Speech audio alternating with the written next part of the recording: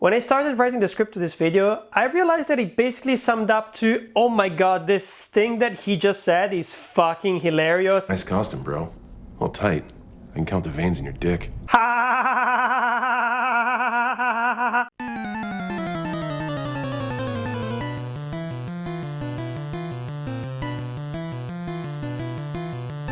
No! God, please, no! So I asked myself two very simple questions. Why do I actually enjoy Peacemaker? And why does it feel so different from all the other superhero shows that we've been getting the last few years? First of all, who is Peacemaker? Am I right? If you haven't seen James Gunn's Suicide Squad, that's probably the question that is in your head right now.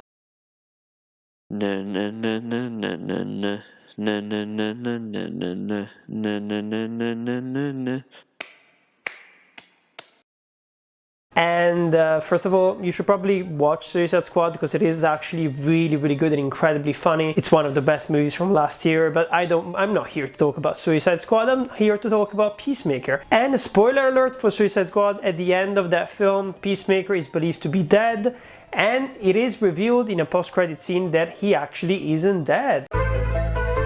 Remember, son, dying is gay. Yes, father.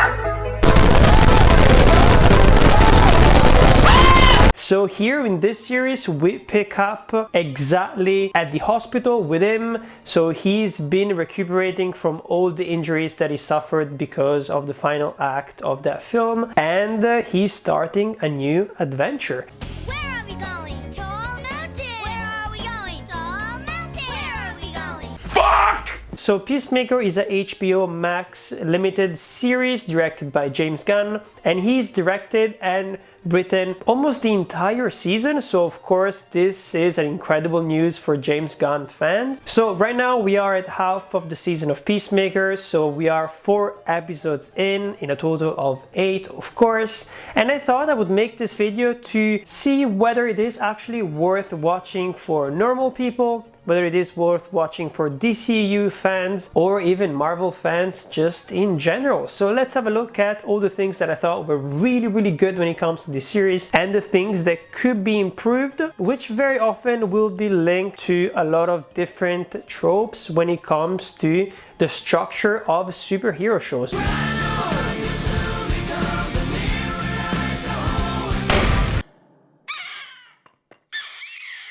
One thing that we know about Peacemaker is that he says a lot of things without actually thinking about it first, and it turns out most of the time to be incredibly stupid, but yet hilarious. Can I get a jetpack? No.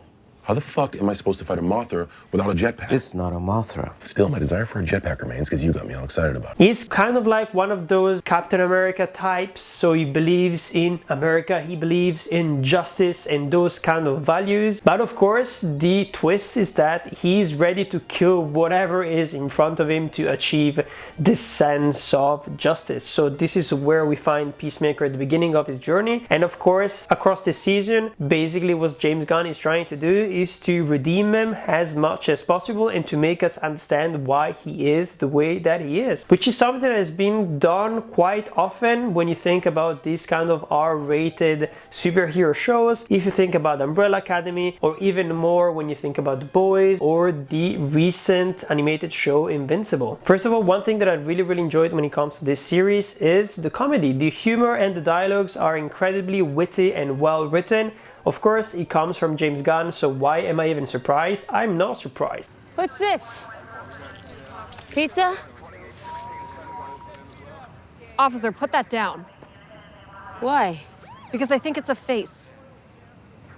A what? And that's why most of my script was actually just repeating jokes one after the other, because they were so memorable. They were honestly so memorable. My older brother told me there's 2 types of babies. One that comes out of a woman's vagina, normal, and then butt babies, worse in every way. They come out of a woman's butt. No, I believed I was a butt baby until I was like 14. That explains a lot. What does this have to do with anything? and that's also why most of his films tend to feel quite realistic, because it is the kind of humor and banter that we might spat at our best friend in any kind of occasion in real life. I think I enjoyed this show so much, mostly because lately we haven't gotten a lot of R-rated good superhero shows. I have to think back about HBO's Watchmen, of course, and all the shows that I mentioned before. When you think about it, the superhero show nowadays, it is kind of represented by Marvel, because Marvel has been making one superhero show after the other, and the structure and the humor tend to be almost always the same. So it felt quite refreshing to see something like this. And also, if you're a fan of the DCEU, I'm pretty sure that you will definitely enjoy Peacemaker, because not only it is not really bogged down by all the different references and all the different links with the universe itself, it kind of feels like the best way of creating a superhero show like this, because they grounded it on a character that most people don't really care about. Probably no one has read the comics. I've never heard Peacemaker being mentioned before seeing Suicide Squad, but I do really like him. 100% sure that this is because of John Cena's performance. This is something that I really liked about the series, and James Gunn has talked about that quite openly. It's that he shows some interesting vulnerability and some kind of nuance to John Cena's performance, that one that he delivered for Suicide Squad, and he felt that there was something to explore there. So basically, I think in 4 weeks he went down and wrote this limited series here with the goal of showing to the world how much range as an actor John Cena had, and I actually really agree with him. It's really funny how people tend to assume that professional wrestlers wouldn't really be good actors, but when you think about it, wrestling is acting as well. It is very loud, it is very on the nose acting, but it is acting nonetheless, and it is very physical. There goes the champ! And here comes Cena! John Cena with the rock up top!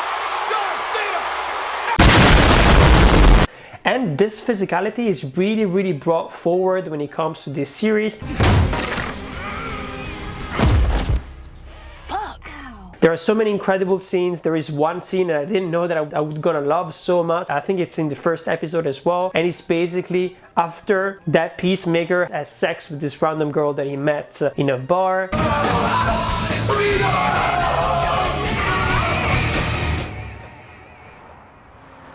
But basically, as she goes to the bathroom, he discovers some of her vinyl collection, and he finds some of his favorite vinyls, and he starts playing one, and he dances in his underwear in the middle of the apartment like that. And it was such a funny scene, just because we don't really get to see those kind of really muscular, stereotypically male people be this vulnerable in front of us, in front of the camera, and as people and as characters. So it was really refreshing to see it like that, and I'm really glad that James Gunn actually managed to do this with John Cena. Another thing that comes with the physicality of John Cena is, of course, all the different action stunts. Right after that, he's dancing around in the apartment, he starts a fight with this woman who is actually one of the villains that he's trying to fight across the entire season. She's part of the Butterfly Project, and the action sequences is just incredibly fun. And of course, the R rating here really comes knocking us down on the floor.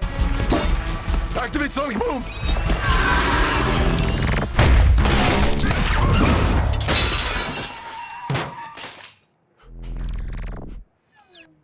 That is something that is not really possible to be done with other superhero shows, and I'm really glad to see it. It is very obvious from the beginning of this season here that actually Peacemaker really regrets killing Rick Flag, and all the things that he said about him, it really touched him at his core as a person. And it is interesting to see how actually this kind of triggers a lot of different flashbacks coming from his childhood and the different relationship that he had with his father and also with his brother, who died in weird circumstances, and we still don't know exactly how he died. It must have been Peacemaker's fault, and that's exactly why his father hates him so much at the end of the day. Somebody shot me, a building fell on me. You let somebody shoot you? It's not like I invited him to come shoot me, Dad. Pathetic.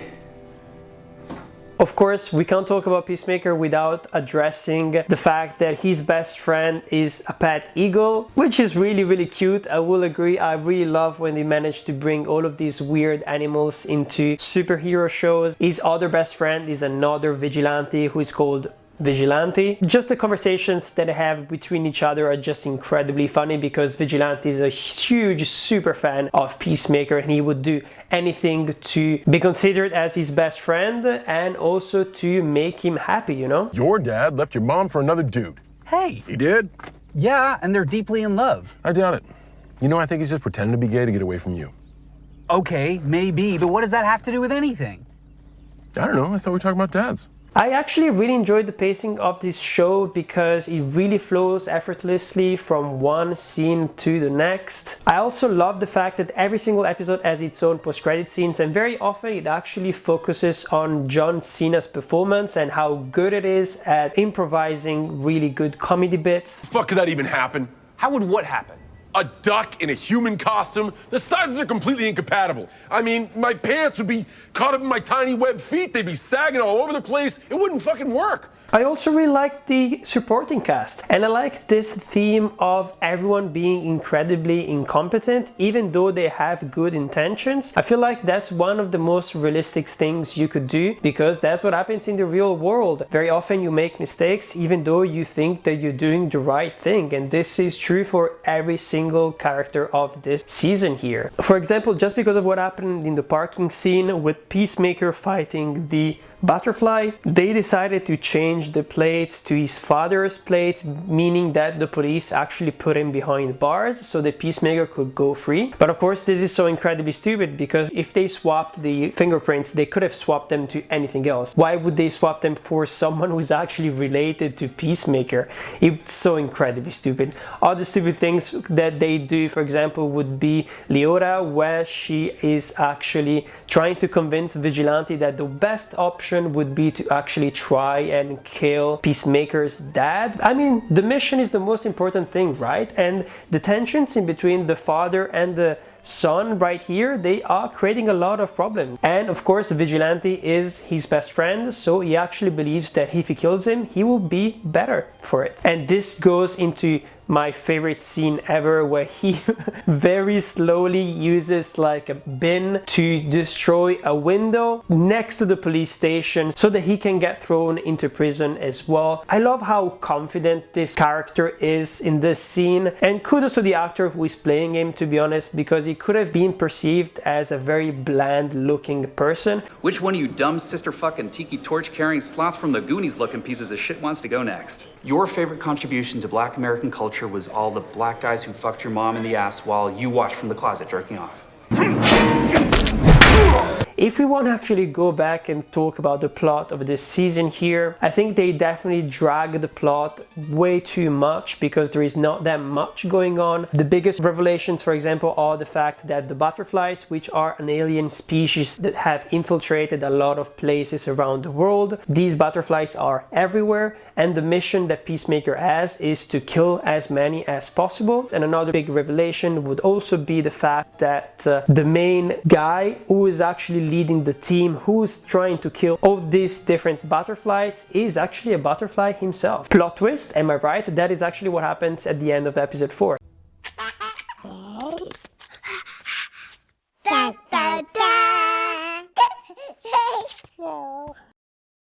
And those are basically the two main things that happen here. The thing that made me not like as much the writing of this show is just the fact that I really feel like Peacemaker's redemption comes way too early. For example, already in the second episode, if I'm not mistaken, he's already crying in his trailer and showing a lot of vulnerability and showing a lot of regret for the things that he has done, even though he acts like he's not regretful at all. And I feel like this is not really the same character that we met in Suicide Suicide Squad. And if this is a direct sequel to that film there, I feel like James Gunn was too scared to make this person unlikable, that at the end of the day he decided to redeem it as fast as possible from the very beginning of the season, instead of leading us through a journey. For example, when they have finally found a couple of butterflies that they could kill, and actually Peacemaker is unable to pull the trigger because he says that he will not kill children, but he could definitely kill the mom and the dad, so I don't see why he's unable to actually pull the trigger. It might be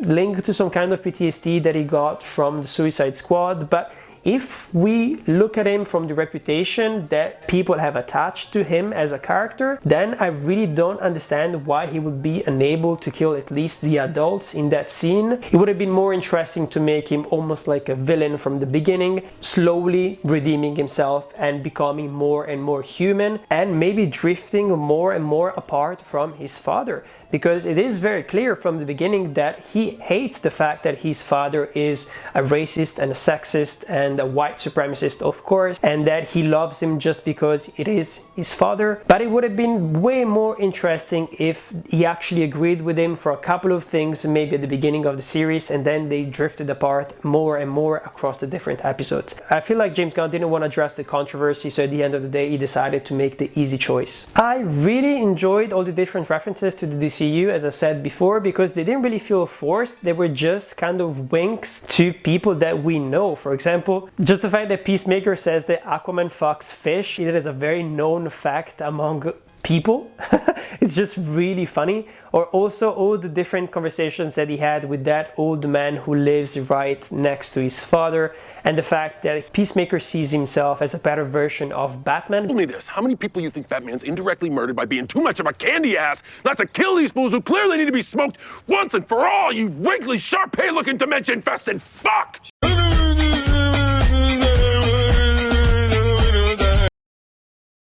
Jesus. I was just trying to make conversation. Fuck it. With an attitude like that, you're definitely a supervillain. This is also the reason why I really like the fact that they were starting to get these kind of really weird looking DCU shows, because to be honest, Marvel would never do this. Marvel would never put a secondary villain called the White Dragon who is a white supremacist, and to have that scene in the prison, for example, where everyone like falls down to their knees and starts doing Nazi salutes to him. Marvel would never do something like that, and I feel like this is like the really good thing about Peacemaker, and it's the fact that because it is allowed to be darker, because it is allowed to be R-rated, it has also the opportunity to address different themes and darker things that are going on with our own world right now. If you think about Marvel once again, probably the most controversial thing that they were addressing back then, it was when Tony Stark was an arms dealer back in 2008 and was literally fueling a lot of different disputes in the Middle East. That's probably the only time that I can think of that they were actually addressing something that was of our day and age, and they haven't been able actually to do it that often ever since. I think that I really liked about Peacemaker is how it uses representation without actually lampshading it too much. I, for example, really like that there is this one character who is in a queer relationship, and it is considered to be just a normal thing, and it is not the main plot of a very specific episode. It is just a thing that happens, and I really hope that they do that a lot more within films and series so that it becomes more normalized. Of course, as the last really good thing that I will say when it comes to this show, great, incredible soundtrack, thank you James Gunn, and great action sequences, as I said before. Shit! Fuck, dude!